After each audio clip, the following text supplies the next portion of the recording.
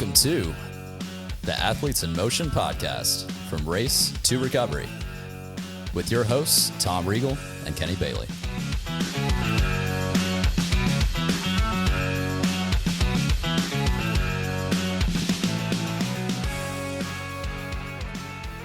Hey, Kenny.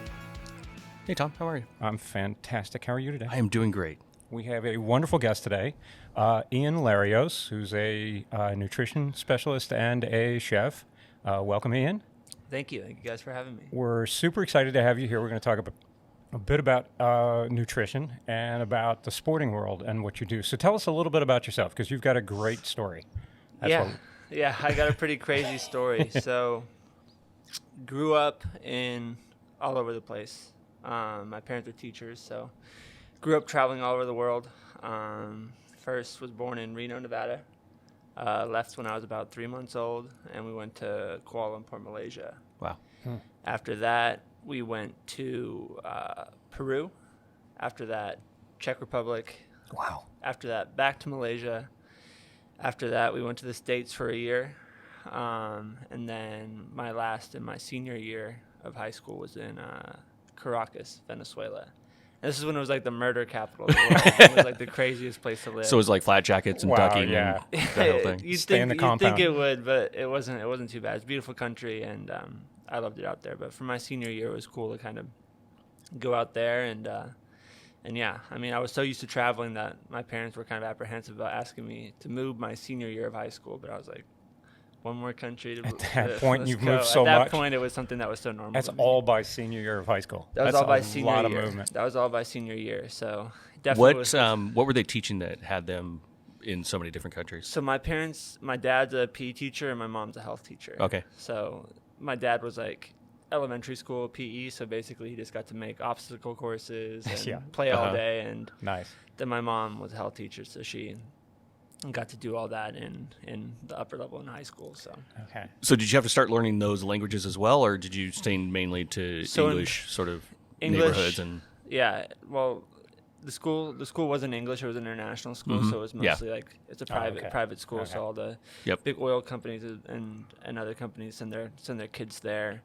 But in Peru, to have friends, I needed to speak Spanish, just because it was predominantly just Spanish speaking. So I learned Spanish there and spoke fluent Spanish for most of my life until we left, and then I'd speak it every now and then. But I still understand it. Yeah. I just don't speak it as much anymore. Yeah. Every time I go to like a taco place or like a Mexican restaurant, I try to order in Spanish, but just to keep it fresh. This is a guy trying to do orders. Yeah, in they're kind of rolling their eyes like, Yeah, thanks, they're guys. like, Thanks, yeah, appreciate it. Wow. Was there a country that you enjoyed more than others as you were growing up? Was it like Malaysia seemed to be? Malaysia for sure. We spent the most time in Malaysia, and I think that's where like my love for food started. Because we'd go to all these different restaurants because Malaysia is really like a melting pot of different cultures. Yeah. You have Chinese, you have Indian, you have obviously Malaysians, and it's a melting pot of all their cultures, all their foods. And so we'd go to different restaurants growing up, and instead of like sitting at the table, and this was before like phones and Game Boys and all that, which my parents would never buy me. But that's a whole different story. I just walk around. I go into the back of the kitchens, and I just sit there and watch. And I was just fascinated because they'd have frogs that they were skinning and fish, and like they had a whole live. They had like live wells where they'd pull out fish and descale them. I was just fascinated. There's fire everywhere. I'm like, what's going on? That's awesome. And I was just a young kid, so this was like a whole new world to me. And I think that's really where I got fascinated with food, was in Malaysia, just because it was such a huge piece of everything we did there. All my parents' friends were from all over the world, but like what all brought us together was always food. And that's something that I think always interested me, was like, this is one thing that brings all people together, whether they speak the same language or the same religion or whatever it may be. It's like good food brings people together. 100%. And I think that's what like really kind of got me interested in it as first, was I was like, this is something that I could bring people together with.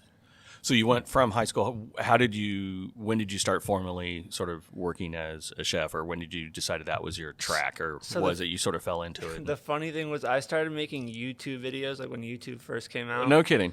When I was probably like, was about 13. I'm gonna look those up. The thing that I'm mad about myself now was I deleted most of them because Okay. there's one still up. Because like you're young and like once people found out about it, they were all sharing it. I was gonna end up getting made fun of, but so I was like, I'm deleting these. This is stupid. Yeah. But there's still one up there, and it's Malaysian curry.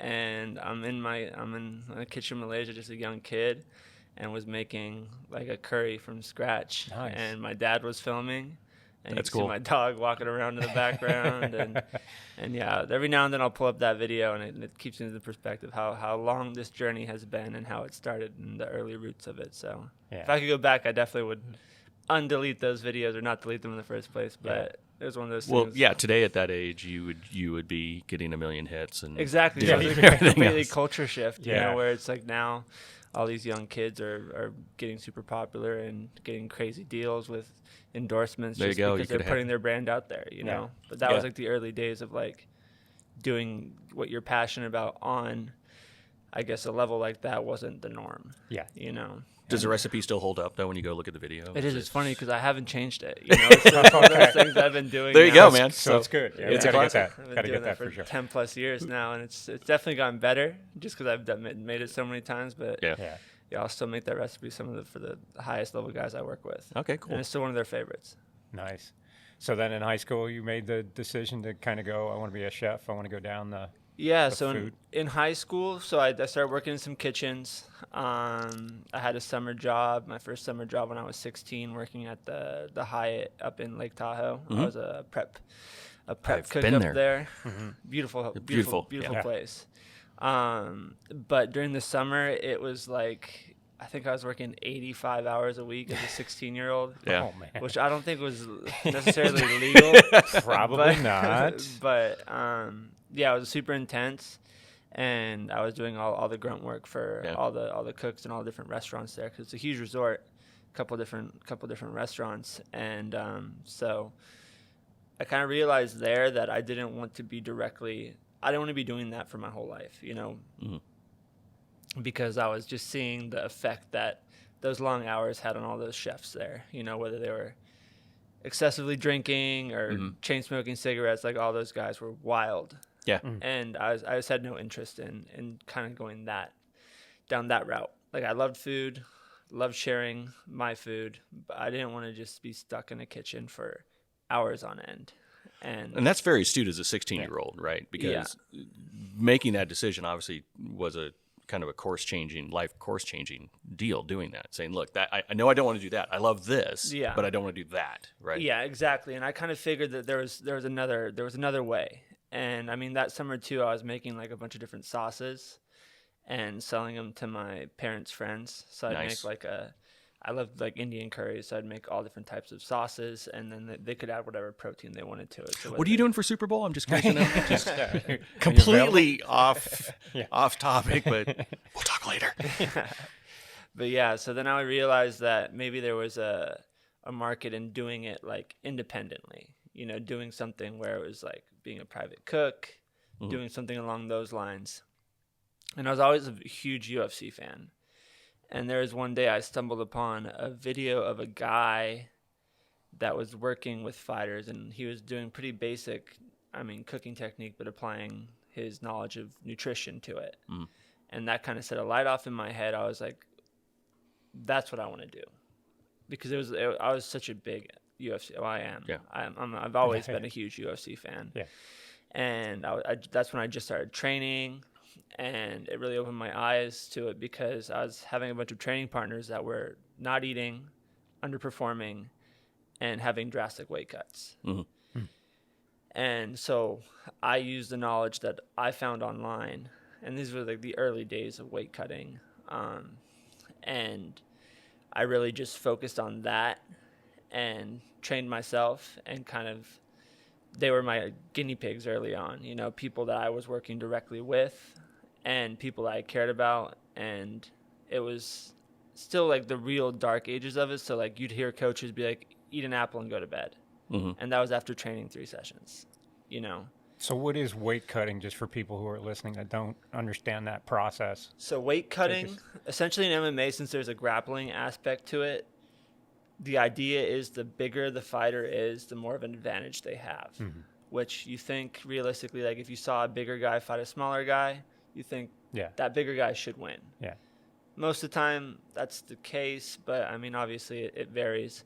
But the idea is to have the biggest size advantage. And so you'll weigh in the day prior, and you'll weigh in, let's say you fight at 145 pounds.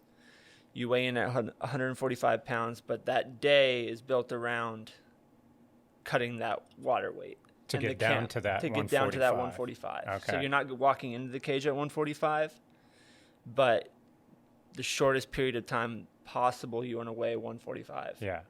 Rehydrate, refuel, and then go out and fight the next day. Which is a day later, right? Which is 24 hours. 24 hours. And it's a pretty, we've had Dustin, Ortiz is Ortiz. Yeah. And I've worked with Dustin. Yeah, Dustin's great, right? Times. Yeah. So, great guy. I mean, that's a fairly dangerous process, isn't it? Yeah. I mean, you're putting your body through a lot of trauma on that, right? A lot. And I mean, your camp is built around losing the weight, losing fat, getting your body fat lower. And then usually the weight cut itself is a water cut. So you'll see guys lose up to 10, 15% of their body weight. Wow. Just in that week, in those 3 days. And then before that, I mean, they lost 10, 15, sometimes 20 pounds throughout the camp. So you're looking at like a drastic weight loss phase while still trying to perform very highly, and it's not just like you're going in there to play patty cake with somebody. They're trying to rip your head off. They're trying to rip your head off. Yeah. If you don't properly rehydrate, all that fluid in your head that is insulation for your brain isn't there. So you're susceptible to more concussions and all that. So that's a whole nother thing. Like if you can have the perfect weight cut, not properly rehydrate, and then go out there and have a 3-round war where you're just getting punched in the head hundreds of times. Yeah. The damaging effects of that are more than just, physical right then and there. It's long-term damage that could be potentially happening. Yeah. So when you approached it, then you were looking at it going like, okay, the Apple thing's not working. It didn't make sense to me. I was thinking that there's no way that the highest level of the sport, these guys are eating apples and recovering properly and going out there the next day and doing the same thing all over again. So what did you wanted to do differently? What was that different approach? I wanted to make it like a food experience, but also apply something that can benefit them. Like that apple's not going to fuel them. So I was like, what can I learn that can help people I care about more? That's what it stemmed from. Like I've never really thought that I was going to be able to do it at like the highest level. Like that was a dream. Yeah. But I was like, what's going to get me there? And I really thought that like doing it with people I cared about and starting there was going to be the first step. Okay, so what is the it, I guess, is what I'm trying to figure out. It's not the apple, so it's what? Is it like lean vegetables, or what did you decide to change? Well, starting incorporating, like a lot of these guys were cutting out carbs completely for weeks on end. So they were so depleted of glycogen that they were underperforming, as they would, because they're doing a high intensity, super explosive, multiple rounds, 5 rounds of, sparring. And they'd maybe have 1 solid round in them, and they just literally didn't have the gas tank that they needed. And so starting to give them that, obviously at first I was like, because the whole mentality of like carbs make you fat. Yeah. I was like, maybe people say that and they're right. But then actually applying it and seeing that these guys were still losing weight, eating carbs every single meal, and doing those 5 rounds like they were nothing. Yeah, and I think it's funny that you should mention that, because it's sort of like carbs are evil, right? Yeah. If all you do is do a 45-minute, treadmill session and you're fairly sedentary, having too many carbs and all that, it may have an effect. To your point, their glycogen level, this is fuel, this isn't food, right? Yeah. And this fuel and this whole notion that carbs are somehow evil, it's like, no, not really. You sort of need that because you're at a whole different level. I mean, the intensity level, the calories you're burning, what you need for muscle restore, the whole 9 yards. It's an interesting thing to try to cut out a whole group of a whole food group because you're trying to look good. You And know? it's a fine line between like incorporating those and like let's say someone hasn't eaten carbs for the past 5 weeks and has been training twice a day, coming in late and reintroducing that. It's a fine line between like their body responding well to it and not responding well to it. So that was the biggest thing, was like the pushback from the coaches as well. Like I got kicked out of that gym because, and he told me that I didn't know what I was talking about, and that his way was the way. It was his way or the highway. And I was like, all right, well, I'll jump on the highway then, because this is what I'm gonna do. And I know that eventually you're gonna find out that way wasn't the right way. Yeah. So when did it catch on with other fighters when you started working with them? Because you've mentioned a couple times you've been working with pretty elite UFC fighters. That took a while, but it all kind of started when I moved to Thailand. So I went to school in Vegas for nutrition. I was literally couch surfing there, staying with some fighters that had camps, and we were all broke. So it was like it made no difference. Everyone started at that point. It was you're either on the couch or the floor. Yeah. And how'd you get so lucky to get on the couch? I mean, well, I cooked. There you go. Take care of the chef. yeah, there you go. Yeah, you gotta take care of the chef. So it kind of started there. I met some gym owners there, and originally my goal was to work with Mike Dolce. I don't know if you guys ever heard of him, but he was one of the probably most popular MMA nutritionist guys. And like I used to sleep in the gym. Well, I used to sleep in my car in front of the gym that he used to work out at, just so I can like have a chance encounter with him and be like, yeah, man, hire me. Yeah. So you were hungry. I mean, you were. It was my only choice. I didn't give myself a plan B. I was never great. I was never great at anything, but I knew I was resilient enough to give everything I had into this. Yeah. And that was going to give me the best chance I had. Awesome.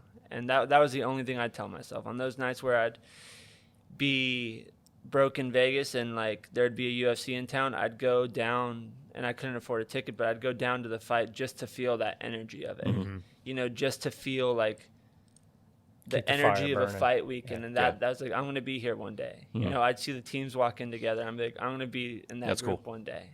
Just because it was like, and I'd go to the weigh-ins because the weigh-ins were free.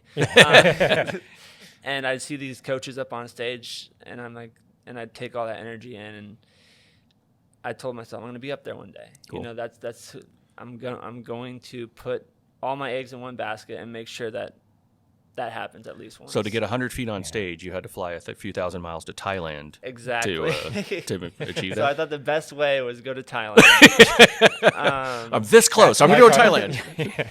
So there was a place called Tiger Muay Thai. It's still there. It's one of the biggest, most popular training destinations in Thailand. So fitness, obviously Muay Thai. But I knew a coach there that introduced me to a chef that was working at the Tiger Muay Thai training camp. And they just opened a huge facility, huge restaurant, and he was having trouble incorporating like the nutrition facts and all like the. I guess he wanted to have like a more structured nutrition program there. And he knew nothing about that, but he went to culinary school. So I reached out to him on Facebook, and he basically said, hey, if you come out here and help me with this, I can give you room on board. I could give you food. Nice. I was There you like, go. say less. And the good news is because you were younger, like some people that may have been born and raised in Nevada, right? That idea of going there is scary. Would be a completely foreign thing. thing. It would be like scary and foreign. I don't know if I should do this. To you, it's like, you were like, I was on the next anything, flight. man. I've been doing this my whole life. Right? And so that was kind of, I think I was 22 at the time. And so I went there, met him, kind of helped him restructure the whole program, made some really good connections, but I just started working with all these fighters. Like word of mouth kind of got around, like, hey, this kid's trying to help people with nutrition. He's doing it for free. And I had some good testimonials from guys that were staying. And the thing about Muay Thai is like those guys fight probably sometimes 2 times a week. Wow. 4 times a month. Yeah. Jeez. And so they're staying active. And to stay active, you need to be on top of your nutrition. You got to be on top of your recovery. And so I was staying in the fighter dorms. So it was nasty. Just imagine a bunch of broke fighters from all over the world fighting all the time. Interesting. And sleeping in bunk beds. Yeah. At least you're off the floor. So Yeah, It's true. I mean, graduated from couch to bunk on bed. the So. come up, But after that, it was kind of I met these brothers, Anthony and Andrew Leone, who were Americans, and there was very few Americans out there. Mm-hmm. Lots of Canadians, lots of Europeans, but there was very few Americans. And there were two wrestlers from New York that were eventually going to go to Bali and open up what they wanted to compare to Tiger Muay Thai. Mm-hmm. Huge surfing community out in Bali, but no like real martial arts presence quite yet. And usually with surfing, there's a huge connection with surfing and jiu-jitsu. Like lots of people that do jiu-jitsu surf, and lots of surfers do jiu-jitsu. Just because of balance and others, or I think just because like the rush of community of it. Oh, okay. It's like, I mean, lots of Brazilians do jiu-jitsu, lots of Brazilians surf, but I think it's more so just like the rush of it. But it's just there's something that's very common in the both of them. I think it connects with balance, and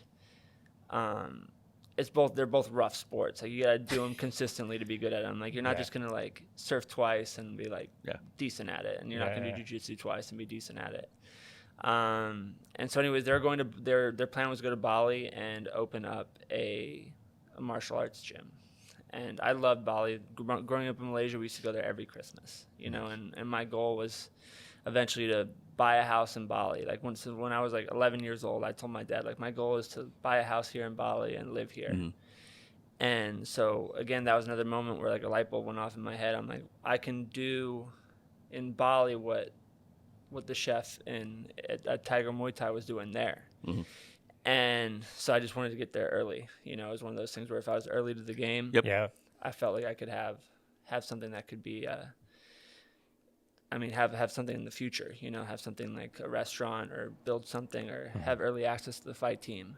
And so went out there, and it was literally just the super early days of it. But there was a couple guys that were making their pro debuts, and those were my first like legitimate pro athletes that I worked with. And so did full camp with them. There were two brothers, Gianni and Keanu Suba, who are still some of my best friends to this day. So we lived together. I cooked for him for eight weeks. We did a full camp together, and that was the first time I got like a legitimate. It wasn't a legitimate paycheck, but it was. You got something, cash. Right? Yeah, you got some cash. You got some money. I got some cash, and that was the first time where I was like, maybe I'm onto something. Maybe this is something that if I keep at it, it will grow. And sure enough, it was one of those things where I just kept plugging away, and then started flying to different countries. Anthony Leone had a bad motorcycle accident, and he got his like toes ripped off, and they said he was never going to fight again. And him being who he is, he took that as a challenge. And he used to fight at 135 pounds, and he was a big 135er. Yeah. And he called me and he said, "Hey, what do you think about me going down to flyweight, which is 125 pounds, which is where Dustin fights at." Yeah. So it's a much smaller weight class, smaller frame, and this was coming off this motorcycle injury. And I was like, let's do it. Like, it was a challenge that I thought was worth it. And I mean, he was probably 170 pounds at the time. Oh my gosh. Right. coming off that injury. And so we did it, and he signed with a promotion called ACB in Russia, which is like this mobster owned crazy fight company where there's definitely not money laundering going on. And they have huge crowds, but they don't really. And so we did that, and he was super successful. I mean, definitely wasn't easy, but it was my first look at like how I could improve, And I mean, that's a big challenge, because you not only have to drop, but you have to drop healthy. And like you said, he's got to drop ready, and he's got to drop able, and he's got to fly across the world and be able to go perform. Yeah. And so we went to Dagestan together, and Dagestan is a crazy. It should be its own country in Russia. That's where a lot of these guys. Where Khabib, I don't know if you guys are MMA fans, but Khabib Nurmagomedov is from there, and he's one of the biggest stars. He's retired now, but you'll see that's probably one of the biggest hotbeds of MMA right now, just because they do combat sambo, which is basically MMA and PE in school. They're teaching that.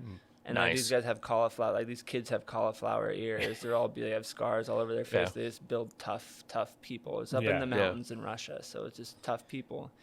And we flew out there. It was for a title fight. And he fought a guy named Oskar Oskarov, who is number 1 ranked in the UFC right now. And he ended up beating Anthony, but that day I was like, bro, that guy's gonna be world champion. And now he's number 1 contender in the UFC. And the crazy thing was that journey there was 3 years in the making, and it was a moment where I like had to step back and be like, my goal was to do this with people I cared about, travel all over the world. Yeah. And even though we didn't get the win, it was one of those things where I sat back and I was like, this is crazy because this is exactly what you wanted for yourself. Yeah, you didn't get the win, but you're at the dance, right? Yeah. I mean, that's he was so you're close. Sitting in your car outside, a few years ago, and here you are at the dance, right? Yeah. And this guy's that close to winning against a world champion. He was one fight away from the UFC for sure. And his goal was to be in the UFC. And I mean, he had a thriving business in Bali. You know, he'd been fighting for a while, and that was kind of his last shot at it. Yeah. So seeing that kind of like fizzle out, because like I wanted it for him so bad. Like I feel like I wanted it almost more for him than he wanted it. Just because I was still so young in my career, you know, like I thought he was going to be like my guy that I was going to take to the UFC, and but I mean, that was towards the tail end of his career.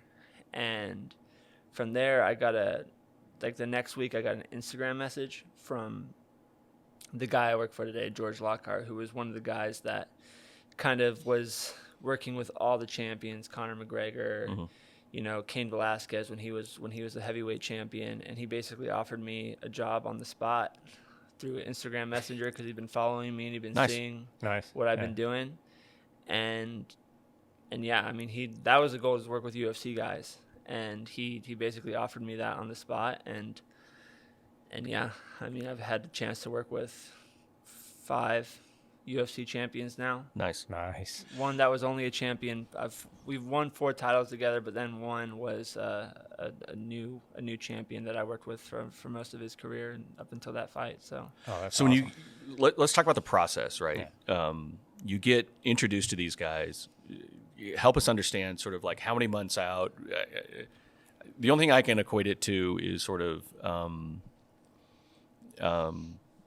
bodybuilding or other, where they're bulking up at the beginning, right? Where when you look at bodybuilders, right, they're stacking on weight, they're trying to get the muscle definition, and then they start cutting, you know, a few months into it. Is it a similar process, or what's the process how many, like if you're 4 months out from a fight or 3 months out from a fight, how do you start with those guys? Is it the same across the board, or do you have to tailor it as you get closer? It's definitely tailored. Kind of depends how much weight they have to cut, but these guys don't do that bulking phase. I mean, usually outside of camp, a lot of these guys just eat kind of what they want. So technically they're bulking because they're at such a calorie surplus where, like, I mean, I guess you could call it bulk.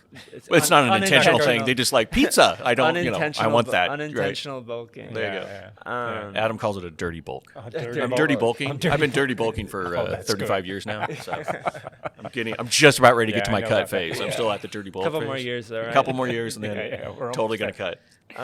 So yeah, I mean, it kind of depends on the guy, but like, let's say for example, for Daniel Cormier, who was the light heavyweight and the heavyweight champion. And funny thing about DC is I waited in line at the Fan Expo this was like when I was living in Vegas, and I got a picture with him, but I waited in line for like an hour and a half to get a picture with him. Yeah. And I had the picture on my Instagram. It was me when I was 20. And he was young in the game too. I think he was only 8-0. And then the night that he won the heavyweight title, and he was light heavyweight champion at the time, so he became the double champ. I have a picture with him. Nice. And it did like a side-by-side comparison of like a young me that waited in line. Yep. How for it a started, picture. how it's going. There you go. Exactly, and then helping him win a heavyweight world title. Yeah. But that was an 8-week camp with him. So like I showed up there. Since it was at heavyweight, we were more focused on performance than anything. It's really dialing in his recovery, his nutrition. But he obviously outside of camp he enjoys, and since he was a heavyweight now, he definitely enjoyed just food. Just being able to, because when he fought at 205, he cut a substantial amount of weight, and that camp would be 12 weeks, of just trying to get down to 205. So is it lean vegetables? Is it or lean protein vegetables? Lots of lean protein, but he's wrestling all the time, so lots of carbs. Okay. And what kind of carbs are you specifically? Lots of he loves white rice. Okay. So doing I'll do lots of Thai dishes for him. So white rice. Loves potatoes too. So I'll just do healthy, clean potato recipes. He loves tater tots, so I'll do like a homemade. Tater tots. I love tater tots. You can't beat tater awesome. tots. You really can't. Oh. And especially, obviously, if you make them from scratch, you can kind of control more of the health side aspect of it, and you can make them bleach healthy. all the flour. I don't bleach the flour. You don't take all the nutrition out of it. No. Oh, well, that's funny. They still taste good. Yeah, they still taste the same. I'm sure they're. Do you think that fantastic. because of your Asian influence, right, that you're making sauces and doing that? I'm going to make a gross assumption and tell me if I'm wrong, but it feels to me that some of the dishes coming out of Asia are going to be a lot cleaner, if you will, than American dishes, right? Yeah. Where less processed stuff, less fat. So by leaning on that more, is it a safe assumption to think that you can still eat really fantastically good tasting stuff without having to load up with a ton of fat and lard and everything else, and butter and but there's all good that? fat. There's yeah, good fat yeah, and there's bad good fat and fats. bad fat. But for sure, the biggest thing for me was like when I started getting into it was to do good food. You know, I wanted to make great food. And like him being from Louisiana, he loved gumbo. And obviously gumbo is something that will stick to your bones, literally, And so like doing like a healthy rendition of that that still can kind of fit in our camp structure that he can eat and still enjoy, and like he loved it. It was one of those things where like he asked me to make it for him after the fight. Yeah. And I didn't change anything. Yeah. It was still like, it wasn't like he wanted to eat a bunch of pizza after the fight. He's like, can you make the gumbo? That's awesome. Oh, that's And it was one of those things where it was like, it didn't cool, feel like we were dieting. And obviously he didn't need to technically diet for a heavyweight fight, but he also wasn't eating a bunch of pizza and a bunch of garbage. He's a huge Popeyes fan, so I'd do like a healthy air fried version of like that, which he still to this day talks trash about, but it's hard to make like Popeyes has been doing it forever and they deep fry it. So I'm like, bro, I'm pretty close. You can't, like, it's air fried. Like, what do you want me to do? Yeah. Tell him to go look at the belt again. See that? See that over there? Remember? Okay. Yeah. You don't get that. Doesn't equal Popeyes. That equals air fry. Air fried Popeyes. Yeah. So when someone's cutting weight and you got an 8-week program, how's that a little bit different than Cormier's? Obviously, he doesn't need to worry about it as much. Is it? So for example, a guy like Paul Felder, who's a huge, he retired, but he's in triathlons now. And he's into Ironmans now. Outstanding. Not fair. And he's crushing it. So if you guys look him up, he's huge. I hope he's not in my age group. He might be. Damn it.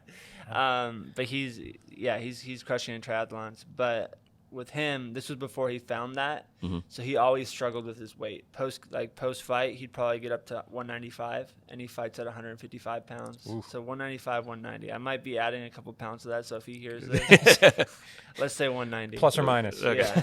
Yeah. But a handsome 190. It yeah, wasn't like 190. Yeah, no, I'd always remind him how handsome he is when There he's you go. 190 pounds.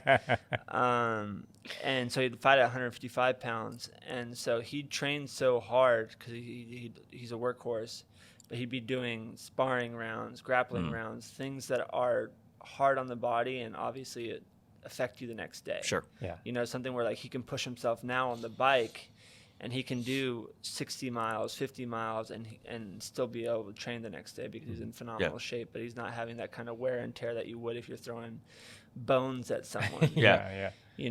And so structuring his camp prior to him finding triathlons was completely different, where it was like he needed to be in a calorie deficit for 7 weeks straight, but it's obviously making it a calorie deficit where he could still perform.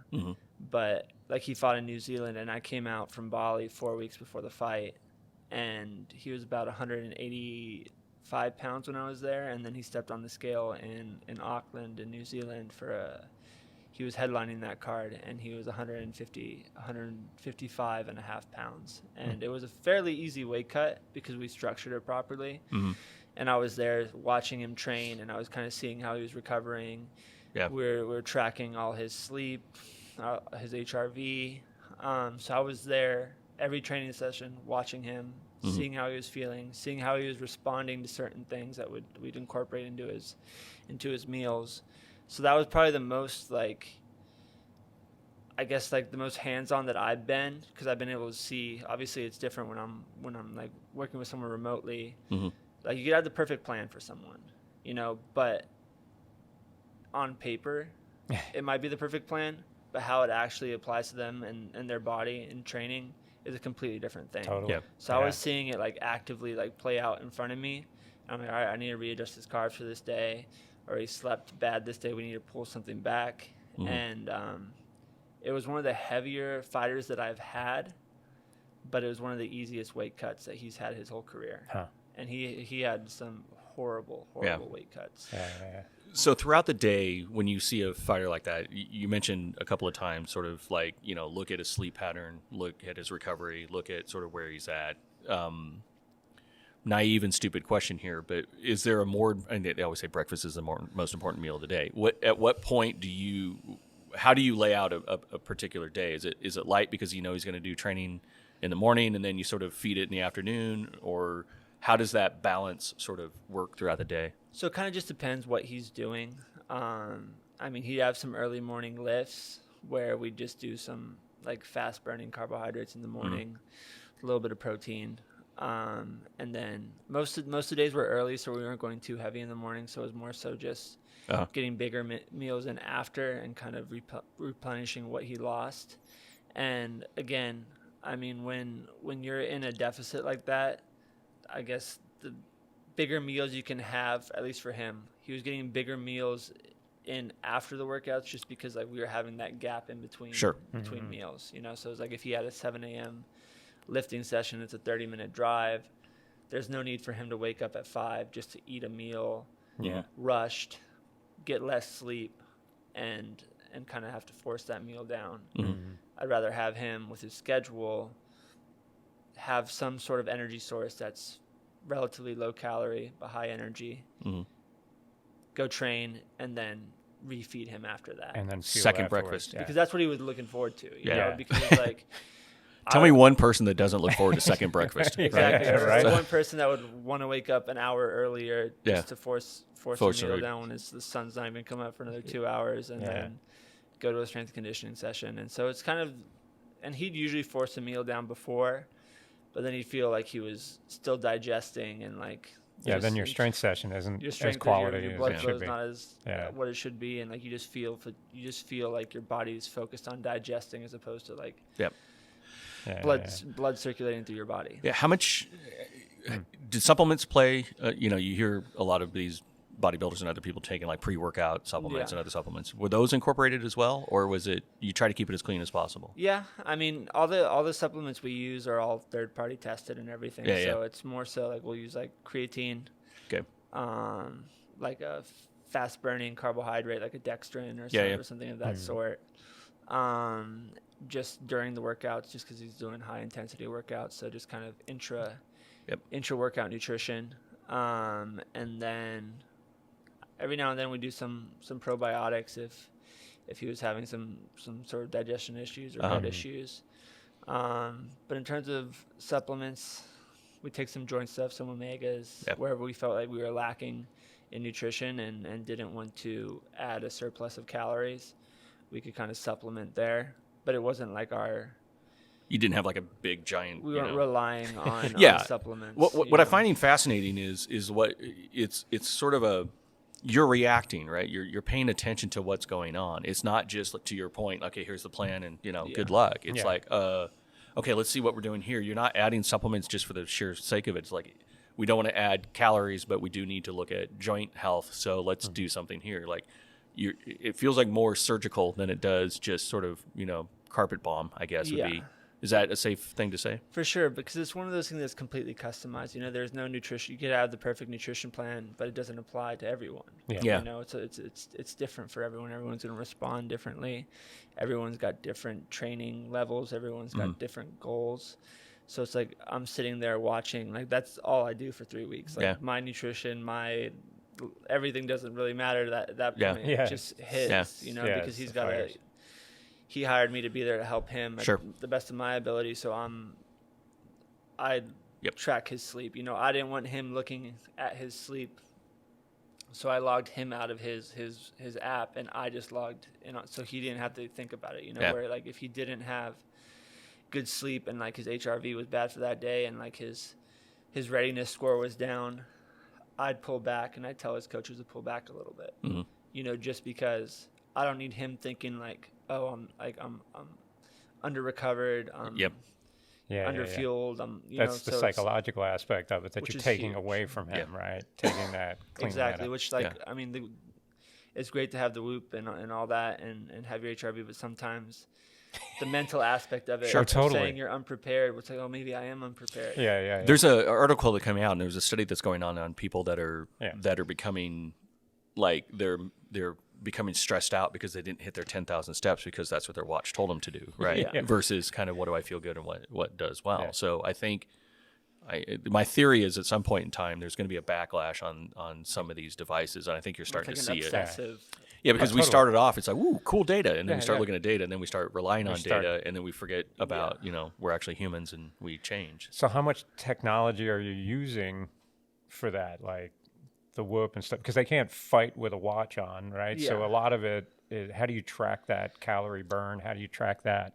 Well, I say we pretty much like a whoop or an Oura ring, and then we'll use a heart rate monitor, like a high-level heart rate monitor, because watches and whoops, they highly overestimate how many calories you're burning. Oh, watches, totally. Yeah. I mean, I'd say anywhere between like 30 to 70%. Yeah. Which is obviously that's a huge Yeah. difference. Yeah. But I get in battles with guys where they're like, oh, I burned 3,500 calories today in my 45-minute grappling session. Yeah. Right. Like, No, you didn't. no, you didn't. Like, I'm sorry. Yeah. That's You cute, didn't. but no. Yeah. I don't need those calories. I need it's like. Yeah, no. And I mean, I'll give you those calories, but you'll see. Yeah. You'll see tomorrow that was. Not Yeah, the but case. you fight as well, right? I mean, I fought before, yeah. yeah. I So have you're been- you understand sort of what that is. Do you think that, as opposed to somebody that just comes in sort of off the street that is a good chef or nutritionist that would for normal, you understand, you've been in that situation. I've right? been in that situation, but I'm more so too. It's just like you can't rely on like a watch's calorie data. Yeah. Just because it says you burned this many calories in a workout, Yeah. So it's more so like you can't rely on that. And like if you're not, like let's say you're not losing weight, or you feel like you plateaued and you're going based off your watch's estimated calories burned, you're gonna need to readjust. And a lot of people don't do that just because they think this is right. You know, this is how many calories I'm burning. I should still be in a deficit, when really they're underestimating how many calories they're eating. They're overestimating how many calories it says they're burning, and they're not counting usually they're not counting calories on the weekend or stuff like that. So, I mean, this is a good transition. So for the average human that isn't getting their head cut off, or, trying to help the Russian, money scene, is that kind of the number one thing, is just a gross sort of underestimate of kind of what they eat when they really start tracking it? Because like, oh yeah, well I had a Coke, but I didn't really put that down because I didn't, I was at a restaurant. I didn't really. Is that where you see like the biggest problem people have? I think just as in terms of, depends what their goals are, obviously, but I just know from the people that I've worked with that are just regular, just everyday athletes, kind of work out 3 or 4 times a week, they definitely underestimate those things, or they overestimate in terms of the watch. But in terms of like, what habit do you have to break usually when you start working with sort of regular athletes, if you will? Understanding that their goals are completely different. It's understanding that and the thing I try to push with them is like, I'm not going to treat them like a professional athlete, I'd rather teach them how to have just better habits, or have something that's like a lifestyle change, something that they can incorporate into their just daily life or their family's daily life that makes all them better, or all them happier, or all them healthier. We don't need to have this crazy drastic change. If they're training 3 or 4 times a week, like, we don't need to look like a professional MMA fighter. Sure. Whatever their goal is, like if they want to do a half a marathon, it's like, let's slowly build our miles up, Mm-hmm. fuel you, and then do your half a marathon. You know, Yeah. we don't need to be practicing to run a marathon for a half a marathon. You Yeah. know, and so like that mentality of having to make all these changes and like And then they Yep. can't sustain them. they can't sustain them. You know, they'll Yeah. they'll be good for, you know, a couple weeks, and then they'll fall off. Yeah. And then once they fall off, then those old habits come back. And when those old habits come back, usually they come back harder than Big time. when they left or when they stopped doing them the first time. Yeah. So what are your thoughts on prep meals? You like them? Don't like them? Prep meals, I mean, as long as you can consistently do something, I'm a fan of it. So if it stops you from adding more calories or more bad foods to your diet or more processed foods to your diet, they're great. You know, it's whatever you can. I mean, people that have full-time jobs and don't have time to go to the grocery store and cook Yeah. and do all that, at least you know how many calories you're getting in. At least you know your macronutrient profile. Yeah. Which most people, I mean, realistically, they don't need to really know, or most people don't have the knowledge. I mean, most people know what macronutrients are, but how that applies to like their training, like Yep. Yeah. goes completely over yeah. their heads. So it's like sometimes trying like obsessing over macros when there's really no need to. Like Yeah. the scale isn't the tell-all. You know, like if you're feeling good, you're performing well, there's really no need to obsess over that. Yeah. You know, Yeah, unless yeah. you have like a specific weight or Yeah. something that you have to be at. There's real no need to have that be your obsession. Yeah, I think there's a interesting thing that you're just bringing up consistently, which is in triathlon world, it's, you know, rate of perceived effort, or RPE. Yeah. That, to your point, your watch may say you're doing something differently, but like, wow, I'm feeling good. Like this is not bad. Like I had a great workout, but I look, oh, my heart rate is higher than it should be, or whatever else. Your rate of perceived effort is kind of something that's important. You should pay attention to, right? Yeah.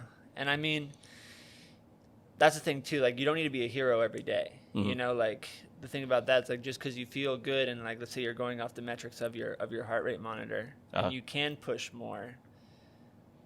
Doesn't mean you should. Doesn't mean Doesn't you mean you should. Which should, I yeah. So I he's should not take my he's own not advice. a true Ironman. Yeah. I should take my own advice. 'Cause So that clearly thing- you haven't Ironman trained because because if good is good, then better must be better. Better, yeah. yeah, and Faster that's must not be always faster. the case. Oh, you know? come on, And Yeah. you know, sometimes less is more. Yeah. Which I needed to. I say that to my clients I work with, but I would never take that my own advice in that sense because like my rate of perceived exertion, well, it says 2 to 3, and when I really look at it, it's about a 4. Yeah, you know? yeah. And is that consistent? Yeah. Maybe not, but Yeah. I'll find out. You know. Yeah. It's- So can you have beer during a training session? Is that an okay thing? Or where does alcohol sort of fit in? No, in all seriousness, right? You know, like because I try to give myself like, okay, Friday night I'm gonna have, you know, it's gonna be my beer night kind of deal. Yeah. Or I mean, that's the thing. You just gotta depends if you track it yeah. for sure, but lots of people don't track it. Yeah. Yeah, you keep that. Well, no, that's a Friday night. That doesn't count. Exactly. So where they don't. It's or, my or cheat it's the night. It's the weekend. Yeah, you know, yeah. and you don't want to put in 5 days of work just to have that 6th day Blow it out. blow it out. Yeah. You know, Yeah. and you can go super heavy on that 6th day, and it could set you back. You know, like a night of heavy drinking or a night of drinking. I was reading a study that was saying that your HRV rate is messed up for 5 days post I trip. think I And was HRV reading that. is Okay. Your heart rate variability. okay. Yeah. Sorry, we've said Yeah. it a few times. Yeah. So So it's just more so like it's basically just tells you how in shape you are, and like obviously like alcohol and all that fun and has its place, but as long as you're tracking it, it can still obviously be incorporated Sure. into being successful at whatever your goal is. But everything in moderation, you know, it's one of those Sure. things that if you can have it in moderation and still hit your goals, then by all means, why not? yeah, absolutely. I love pizza and cinnamon rolls, but since I'm doing 75 hard right now, I'm just No, that's right. dreaming Yeah, about yeah. pizza and cinnamon rolls. I had a dream the other night that I ate a pizza and woke up like. And you had a piece on your chest, and Yeah, yeah, I was covered in sauce. Sauce. Yeah. Wait a second. wait, that wasn't a dream. So how far are you into the 75 hard? Because we had Abby on last year who was doing the 75 hard. It's a good So question. how many, I think or are you counting? I haven't been counting because I'm not halfway there yet. Okay. I'm almost halfway there, but I think I'm on today's day 35. So 35, I'm okay. almost halfway there. Did you do your workout first thing this morning? I didn't. No. Okay, so you've got two to do I today. got 2 to do today. But yeah, my runs are the easier one, but I got to structure it because like yesterday I kind of got backed up and I did my run super late at night, and that kind of just obviously doesn't help with my sleep. You Yeah. know, No. if I'm getting my heart rate up and getting all pumped up for a run at 11 o'clock at night and trying to go to bed at Yeah. 12:30, it's not ideal. Yeah. Yeah. Okay. Yeah, I think the challenge, I think you hit it sort of, especially weekend warriors, right? And for me, it's a difficult thing. If I've had a long day, like 10, 11 hours, right? Yeah. And I'm driving home, it's like, I know I don't want to spend the next 30 minutes cooking, Yeah. Yeah. Yeah. right? I don't want to have cereal Yeah. because that's generally I'll just get a bowl of cereal. And so what I end up doing, and also as I get hungrier, like the burger keeps sounding better. Yeah.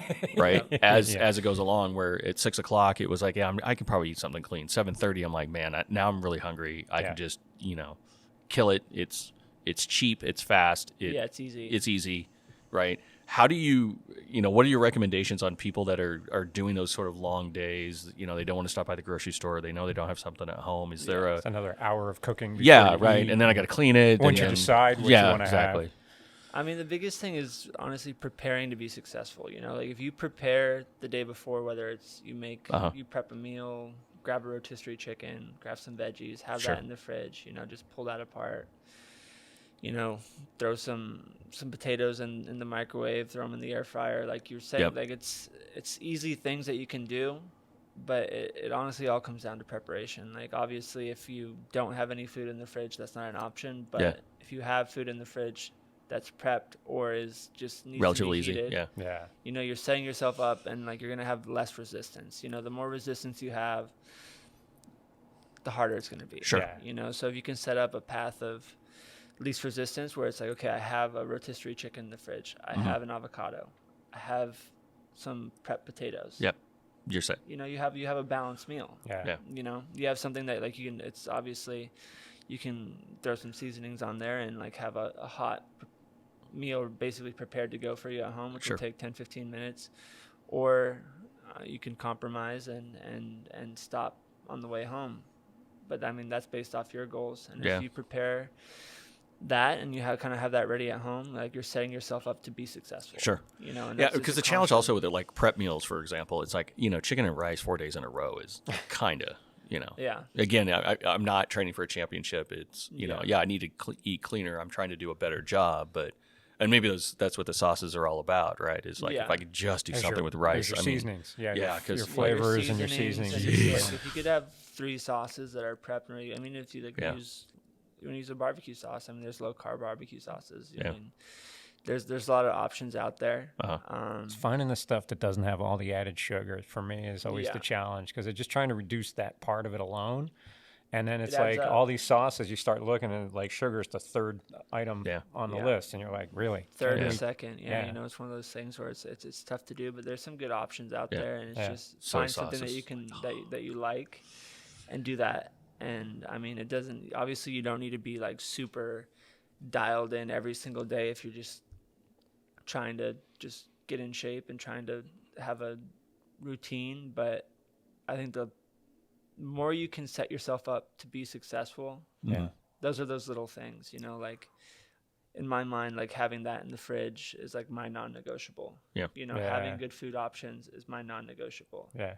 I'm not gonna, and obviously every now and then I won't, but I mean, doing 75 hard, I've really had to like maximize my time that I have, because I obviously work a full-time job as well here.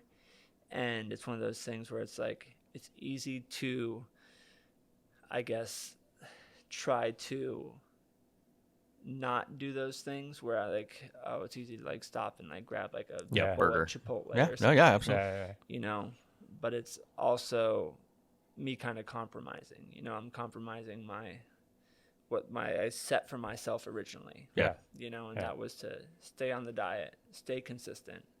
And consistency is everything. If you can be consistent, that's enough.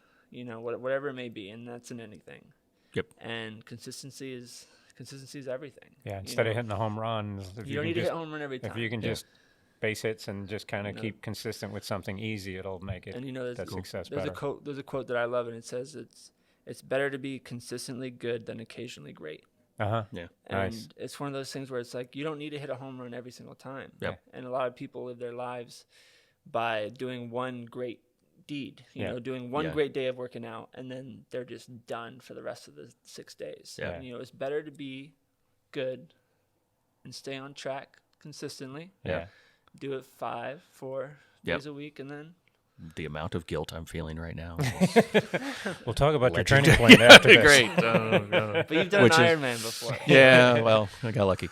So what do you got coming up? What do you got going on? So I got a long race coming up. I'm actually prepping for the Bali Hope Ultra, which is a 57-mile race across the middle of Bali. So you go from basically coast to coast to the middle of the island. So you go through all sorts of different terrain. There's volcanoes. That sounds fabulous. There's stray dogs that you got to Stray dogs. pick your pace up on. Yeah. Yeah. So And it's gonna be pretty muggy there too. I mean, Bali's just humid all the time, right? Yeah. I think they said expect 97% humidity. Nice. Wow. So That's going to be interesting. I've never run a marathon, so. Okay, so jump right ahead. Yeah, why not? Why not, right? So That's my mentality for training is I'm gonna run just under a marathon. I'll do it a couple days a week where I'll just run slightly under a marathon. So then on race day, my first marathon will be. There you go. Yeah. On race day. You'll do 2 marathons. Back to back. Back to back. Yeah. No problem. But yeah, obviously my training volume has to go up. But I'm not just running. I'm doing more of like a hybrid training program. I'm still lifting a lot. Mm-hmm. I'll grapple every now and then obviously trying to get my miles up. So I got that in September, which is going to be exciting. So it's a night run, so it's throughout the whole night. That is going to be neat. 10 hours as my my goal. Nice. Sweet. So hopefully that's a realistic expectation for myself. Oh, yeah. Yeah. You'll know a few weeks before. Yeah, finishing is the realistic expectation. Yeah. Finishing strong. Finishing for sure. Finishing is the goal. I think finishing under 10 would be great. Sub 10 is what I'm going to be. Yeah, and luckily I got good friends there that will be my pacers for a few miles. Yeah. But I have friends too that will run 10 miles and then act completely exhausted. So I'm like, I don't need to see you guys act exhausted after this 10 miles. Exactly. And I got another 47 to go. That's that's coming up, and so I'm kind of just focusing on that, and it'll be interesting. I need to set challenges for myself and have some sort of struggle. I think in struggle we see who we truly are, and putting a 57-mile race in front of me is something that I know I'm going to struggle with, and I know the training's going to be hard. But every time I've struggled in life, I feel like I've hugely benefited from in all aspects. Yeah. So. Yeah, I mean, I've always said, I try to do something that's going to scare the shit out of me a little bit, right? Yeah. Because that's what gets you up in the morning. That's for sure. That's what I think more people need to do those things, because I think, this all started from me being, there was no moment where I was confident that this was ever going to happen for me. Yeah. There was no moment. I believed it would if I put the work in, but sometimes we have that voice in our head that tells us we're not capable of certain things, and that voice is still there. It's there every day, but it's more quiet when I struggle. There you go. The more I push myself and the more I let it know that I'm in charge. Yeah. When you're looking down the road, sometimes people forget to focus on what's in front of you, one step at a time. How are you going to get through the race? You're going to go one step at a time. You're just going to keep going through. But if you keep looking down, it seems daunting, and it gets bigger. The 57 seems daunting. Then it overwhelms you, right? But you're not doing 57. You're just doing a couple marathons. You're just doing a couple That's marathons. it. See, it really is. You just break it down, right? Hey, I'm just doing a couple marathons. Couple palm trees. Exactly. Basically, you're going to do couple 4 half. You're doing 4 half marathons, right? Yeah. You can do a half marathon. I'll do it right now. Yeah, I'll go do it right now after this podcast. You're going to knock it off. Yeah, you break it down mentally, and you'll be fine on that. So how can we follow you on social? What are your socials? So I just have Instagram. I'm not quite a TikToker yet. I've yet? been told that I need to TikTok. I think that's what it's called. Yeah. TikToking. TikTok, Yeah, right? I think don't so. know. Yeah. I've been told that too. So TikToking. But I will not be on TikTok. But my Instagram is Chef Larios. Chef Larios, Yeah, okay. Larios. And so the cool thing about the race is it's for charity. So it's a charity in Bali that helps underprivileged youth Oh, cool. get access to education. And it's in an area that's super impoverished where these kids really have no opportunity besides farm and be laborers. So this gives them access to education. Great.